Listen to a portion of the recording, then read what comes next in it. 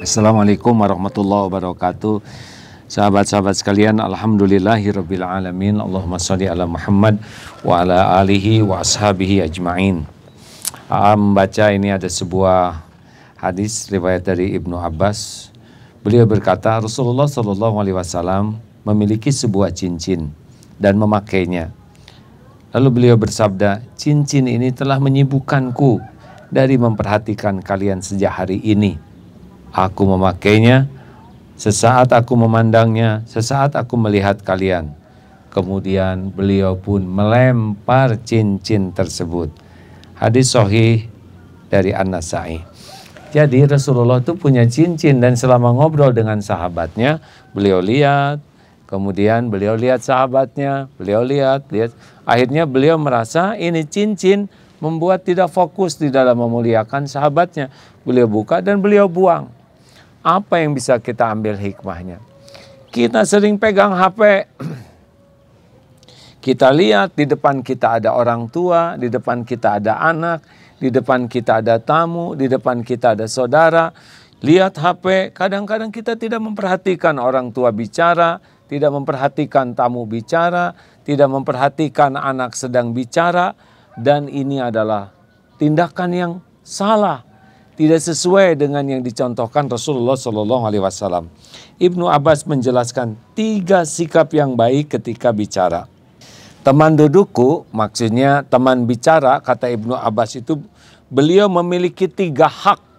Nah, ini penting sekali yang menjadi kewajibanku.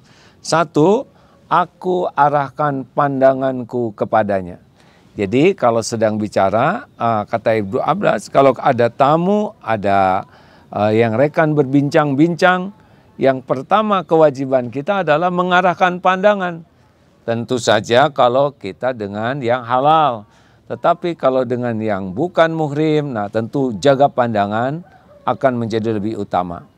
Jangan risau, di Jepang saja orang ngobrol tidak saling memandang, tidak apa-apa. Artinya kita bisa memandang yang halal dipandang, tapi yang tidak halal jaga pandangan lebih utama. Yang kedua, aku luaskan tempat duduk untuknya. Jadi Ibnu Abbas menyampaikan bahwa hak kita adalah membuat orang nyaman, membuat orang leluasa dan bisa menikmati kebersamaan dengan kita dengan kenyamanan tempat beliau duduk. Yang ketiga adalah aku mendengarkan dengan seksama apa yang disampaikannya. Ini penting hadirin, ada mendengar, ada mendengarkan. Beda, kalau mendengar hanya telinga saja yang mendengar. Tapi kalau mendengarkan adalah kita memberikan fokus perhatian, fokus merasakan apa yang disampaikannya, juga fokus menghargai apa yang disampaikannya. Sehingga kita bisa memahami kalau mendengarkan. Kalau mendengar belum tentu memahami. Nah, orang itu akan senang sekali kalau kita mendengarkan dengan antusias. Rasulullah begitu. Kalau ada sahabatnya yang bercerita yang gembira, beliau ikut tersenyum. Kalau ada yang menakjubkan, beliau ikut terpesona. Kalau ada yang menceritakan yang sedih, beliau ikut prihatin. Kalau ada yang lucu, beliau tersenyum saja, tidak terbahak-bahak. Artinya, jangan mengabaikan kewajiban kita untuk menghormati, memuliakan, beradab dan berakhlak kepada lawan bicara kita. Sekali lagi ada 5 etika bicara. 1, fokus kepada lawan bicara. Ya, jangan sibuk dengan HP, jangan sibuk dengan kegiatan, jangan sibuk melihat kiri kanan, apalagi memperhatikan barang-barang di rumah, pintu kamar, atau hal-hal yang bisa membuat lawan bicara itu merasa diremehkan, tidak diperhatikan. Jangan, fokus tidak hanya postur, raut muka, tapi juga pikiran dan hati kita.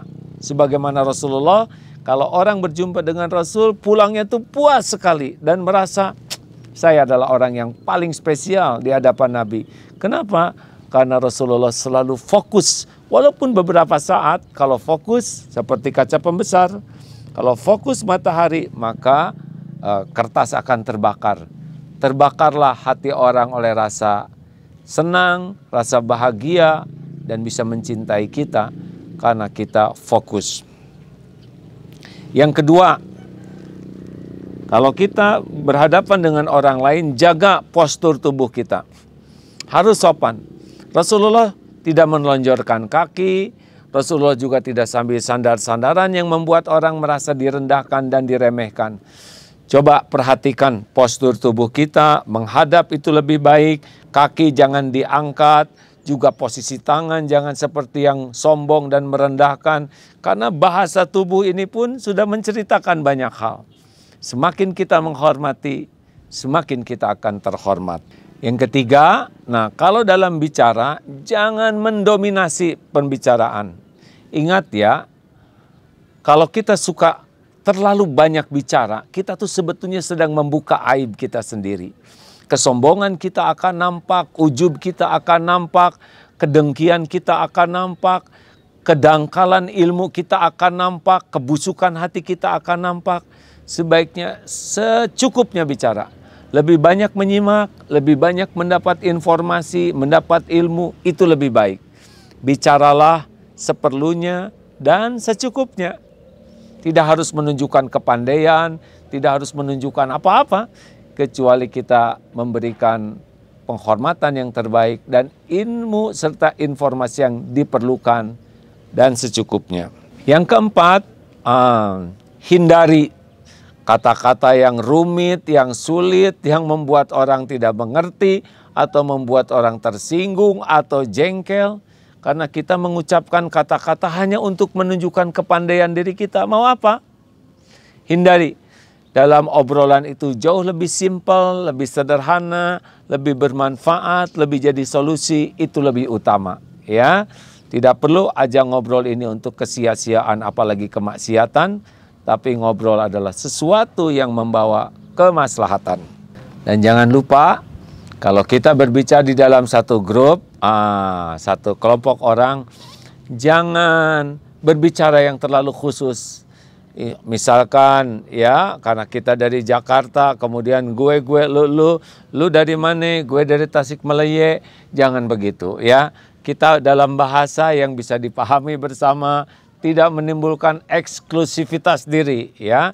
Semakin kita merasa eksklusif, maka orang lain merasa tidak jadi bagian daripada pembicaraan bersama kita. Hindarilah ujub, merasa paling bagus, merasa paling pintar, merasa paling spesial, tapi merendahlah, rendah hati itu akan membuat suasana lebih nyaman. Percayalah hadirin, pertemuan ini dalam obrolan disaksikan oleh Allah, dicatat oleh malaikat, dan pasti ada balasannya. Sehingga pertemuan harus dengan niat yang baik, cara yang baik, agar turun keberkahan. Manfaat bagi diri, manfaat bagi yang lain, manfaat bagi dunia, dan juga manfaat bagi bekal akhirat kita.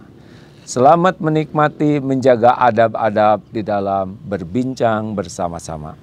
Tetap fokus. Semoga ada hikmah dan manfaat. Assalamualaikum warahmatullahi wabarakatuh. Subhanakallahumma bihamdik. Asyhadu alla ilaha illa anta. Astaghfiruka wa atubu ilaik.